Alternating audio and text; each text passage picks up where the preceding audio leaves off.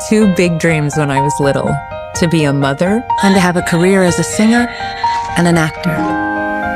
Until I grew up, and it felt like striving for one threatened the other. Lin-Manuel Miranda was developing a new rap musical. This is the greatest thing I've ever heard in my life.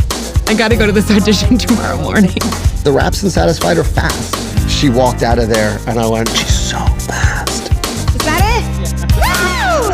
I'm gonna be in Hamilton at the Public. My path to motherhood was a real struggle.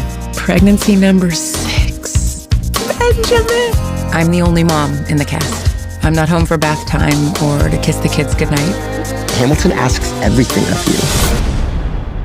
We're trying to have a house where everybody thrives. It's the hottest ticket in New York City, Hamilton. Hamilton.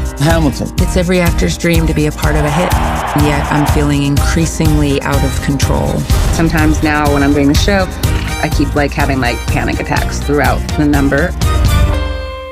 This is starting to feel like a runaway train, overwhelming everything else in my life completely. I love you. We miss you. Bye. Is the sacrifice worth it? And who is paying the price? I love you. Keep going.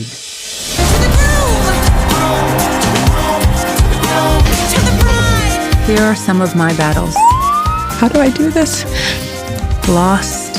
I kept the secret for a number of weeks. I had to leave the show. And won.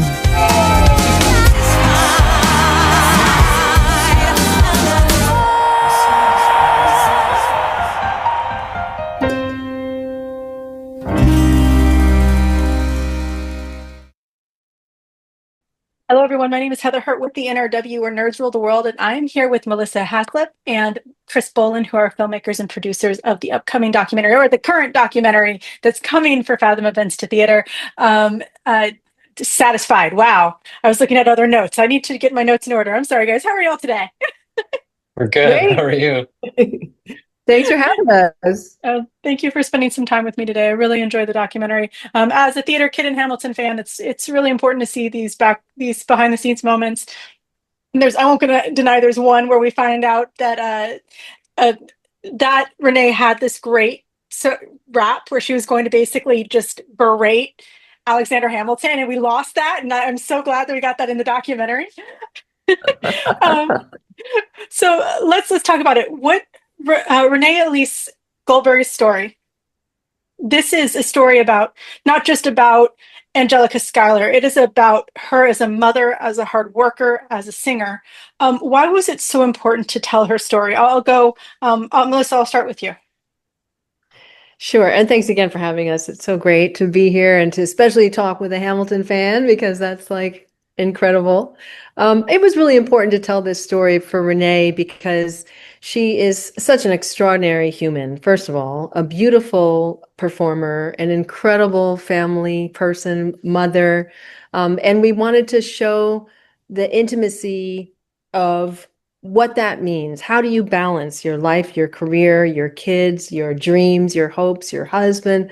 And then to tell that story in the middle of the most iconic, musical of all time is really an interesting storyline for us. And so we really wanted to create an opportunity where we could go behind the scenes of Hamilton, but also explore this incredible woman and all the facets of her life and what it took for her to make this incredible musical and to bring her 100% authentic self, both to her family and to her job.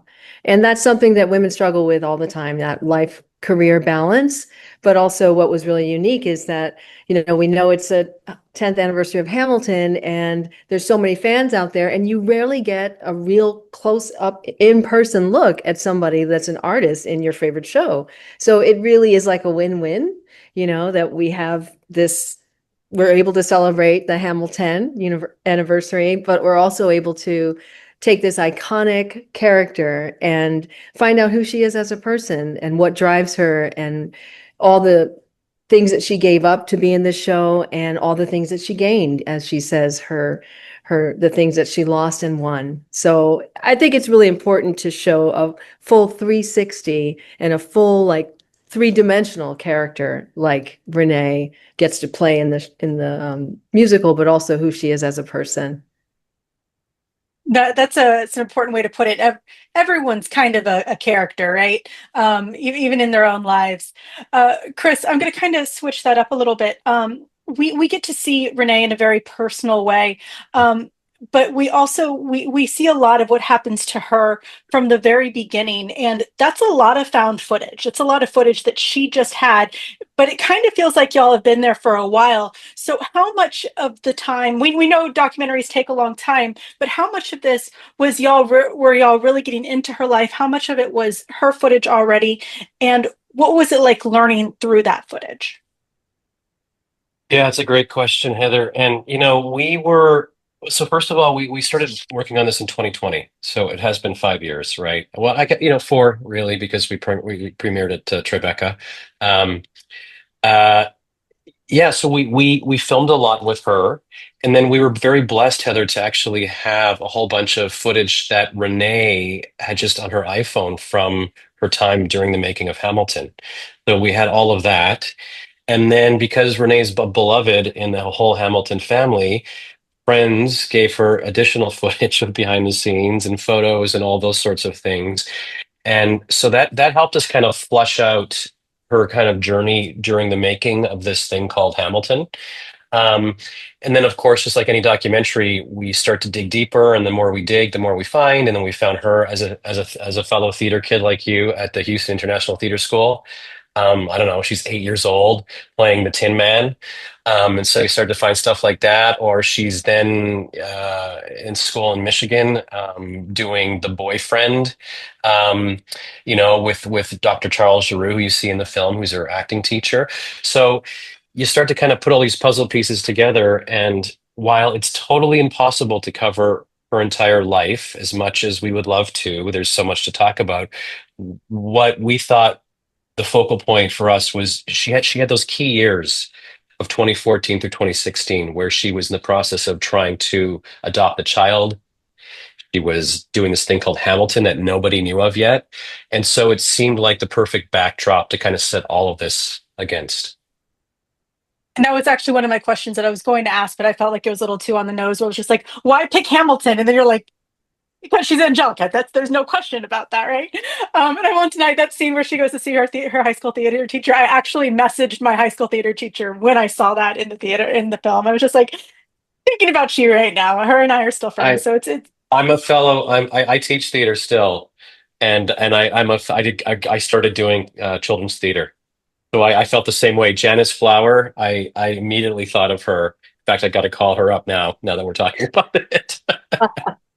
Of course. So shout out to Ms. Thompson. You will always be there with me. So just real quick. With that, I'm sorry that I'm going to kind of lean into the genders here a little bit, but it's, you can only get certain perspectives from certain people. Melissa, this was a very important story. Y'all just talked about how this started with the adoption. As a mother, why did y'all really want to emphasize the mothering part of it? Because she is such a mother. She loves it, but y'all could have just looked at it from Hamilton. Why was her being the mother so important? I think it's so important because it really is important to Renee. Motherhood was something that she always wanted. And so I think she wanted it more than anything, more than a career, more than most goals that people set for themselves. And so it was really exciting to have the opportunity to put that story forward. She has so much tenacity and so much charisma and so much talent, but she puts all of that same dedication into her art as she does into her family.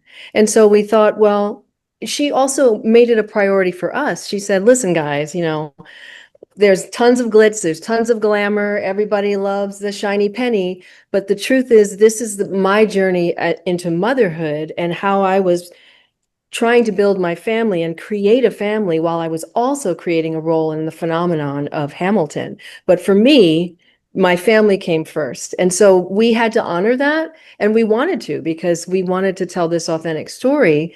And it's such a universal story, this idea of balancing your work with your career for women. It's always a challenge. And sometimes it's met with,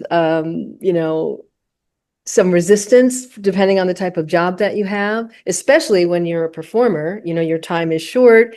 You have, the physicality of that takes its toll. So we felt it was really important to really make sure that that story was front and center for Renee, because it really is about her children, her family, her legacy, and her faith, and it's all really tied together. So that was really important to tell. And on the opposite side of that, Chris, once again, I apologize for going by gender here. I apologize. But Chris, Alexis he wasn't in the entire thing, of course, but he did have his moments. He did have his time. Why was it so important for y'all to make sure that within that voice of motherhood, you also gave the father a chance to be on screen? Yeah, well, again, kind of echoing what Melissa said, is that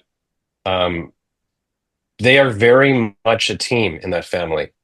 And it was very important for Renee to acknowledge that there are many positive men, and Melissa says this all the time, actually, but many positive men of color who are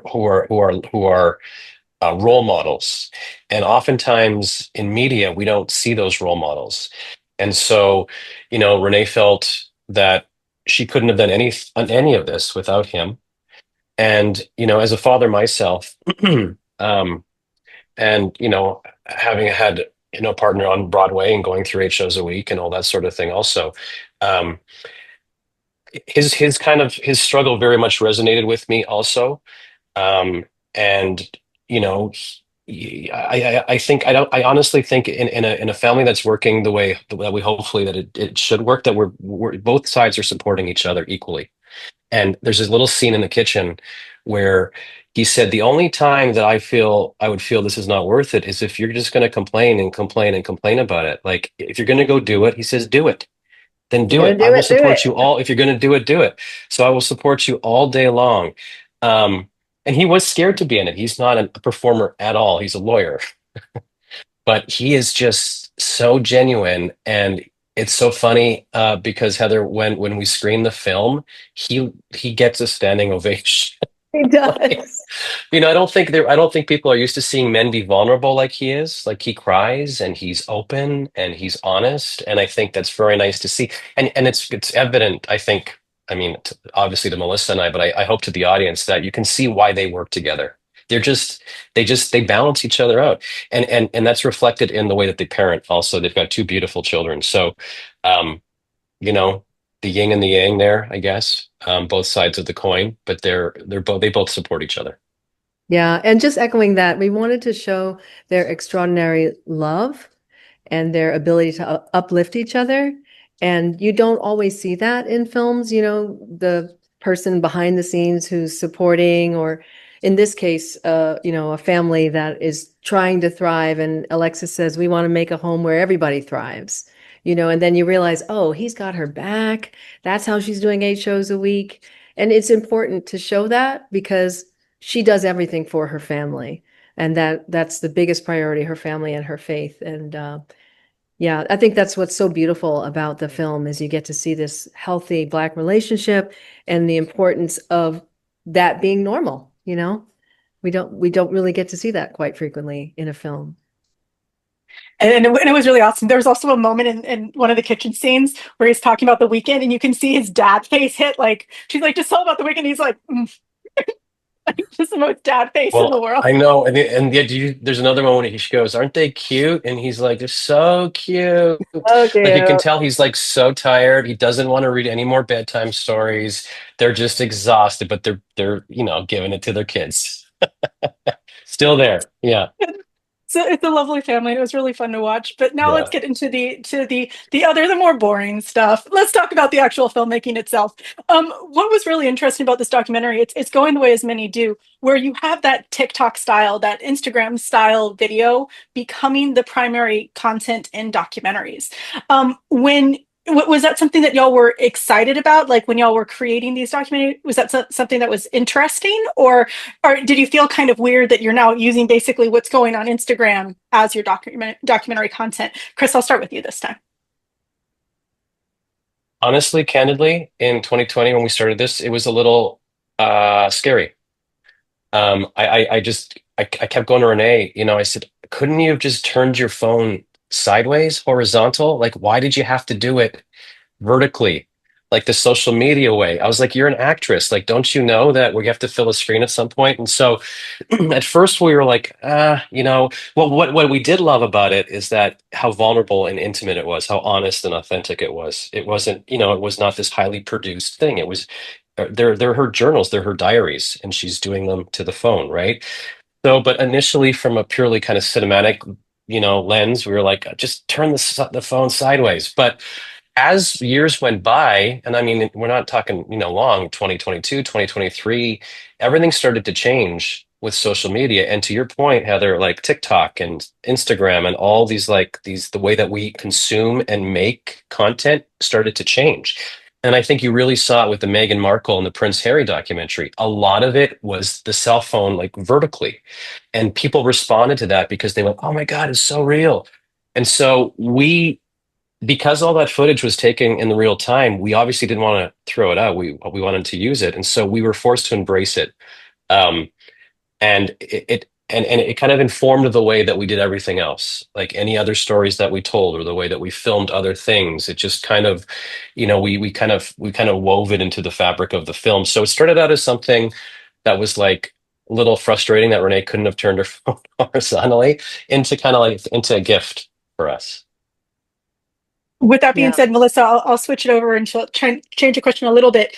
What did you find is the most aggravating part of that?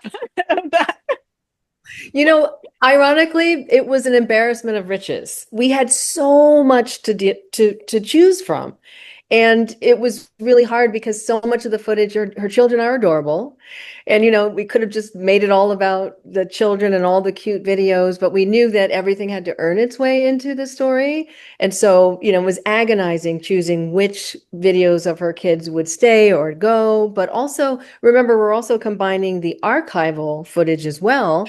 And then we tasked the original cast with sharing all of their backstage footage and anything that Renee was in. And so everybody was busy documenting as they do with their own cameras all the time. And so it was an embarrassment of riches, honestly, to try to choose. It was like Sophie's Choice, well, do we keep this one or do we keep this one? And so we tasked ourselves with all kinds of, Tetris and using different platforms to decide what really tells a story on the timeline and what will be most effective. And will we be able to follow the arc, the personal arc, and also the behind the scenes, and also the Hamilton narrative? So there's like 3 different storylines happening at once.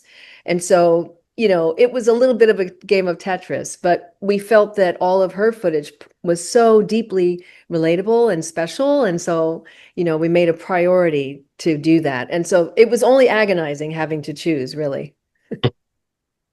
That's lovely. Y'all, thank you all so much for your time today. The special edition Fathom event for Satisfied hits theaters on September 30th through October 2nd. So get your tickets now. Thank you guys, and you have a wonderful day.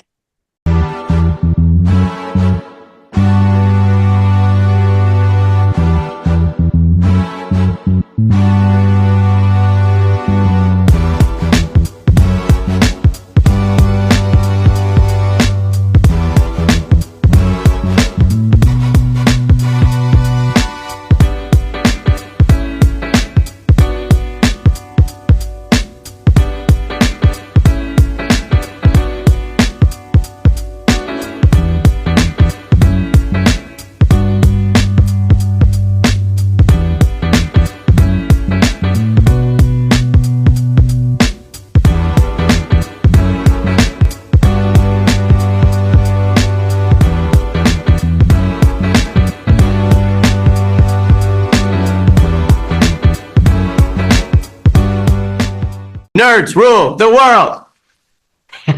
Pleasure chatting with you. Love to all my nerds who rule the world. Yeah. Nerds rule the world. Yes, we do. Thanks. Nerds rule the world. Thank you. I love the nerds ruling the world, so more power to you. Patrick, what up, man? And yes, they do. Nerds rule the world, kid. Yes, sir. Thank you. Awesome. Kuya P, nerds rule the world. Hello. Yes, they do. Yes. Oh, nerds rule the world. I got. It's in the title of your show, like nerds rule the world. Like I want more black weirdos on screen, and I don't feel like we ever get to see that very much. Thank you so much. Nerds do rule the world. Yes. Thank you. Thank you, nerds rule. Love it. Hello, Sarah. Hello, Julie. Yes, yes. Rock on. I love it. Thank you so much. It's good to see you. I love Nerds Rule the World. But yeah, there's a heavy nerd component, man. Yeah. And at the end of the day, if you ask me, nerds rule the world. So Absolutely. And you're right, nerds do rule the world. We're just the best. Yes. Nerds do rule the world. I agree. We do. I agree. We're awesome, aren't we? Thank you, ladies. Nerds so much. Yes. Thank you, guys. Bye. And nerds really do rule the world. Thank you, sir. It's your boy Kuya P. Nerds rule the world. Thank you so much, guys. I appreciate you. do. They rule the world all right. Yes. Take care, Tony. Thank you, guys. Well, I was good until I saw that this is Nerds Rule the World. So are we talking about like everybody you interview is a nerd, right? Oh, it's a legal requirement. It is. It's a legal requirement. Yeah. Or are you, or the second you popped on screen, I was like, wait, are you supposed to be the queen nerd then? I hope so. My handle is Heather is a nerd, so I am a professional at least. Okay. But then you enter that whole question of like, well, if you're calling yourself a nerd, are you really a nerd? True nerd, would they call them? I don't know. I'm going to start going cross-eyed. Going to psychoanalyze this a little bit. Yeah.